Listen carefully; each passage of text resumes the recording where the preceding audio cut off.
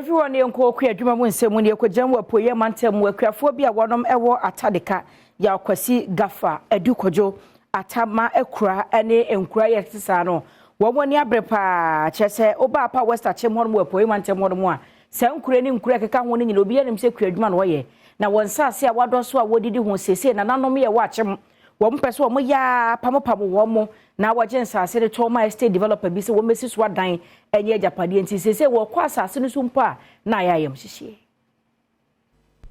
Akuafo wa Atadeka accuse gafa edukojo atamakura eni nkura wodo a ekabomu ekiremu a won nsase bi osu se Akyem Abuakwa traditional council aton e de ama private developer Ochiman Land Protection Task Force from pese wo mobekwa asase no so semtwefo nhyiemu a wo ye ewo nkrutuo aduonu edimu e na oba ya asantewa editu dwasese won mo asase be 6000 acres e na asaya ni nyina wode ho sobo no beba Ochiman Land Protection Task Force na sansase no wode dua no ba ye pia asese ni nyina asaye.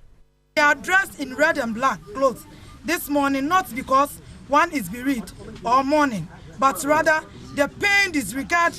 of rule and law by forced seizure of our lands through intimidations by the Ochihini Nanaba Akwansre, popularly known as Haruna, for illegally grading and destroying more than 6,000 acres of farmlands, ranging from palm plantations, coconut plantations, pawpaw plantations, and many more. We are prepared to defend ourselves because we cannot be slaves in our own land.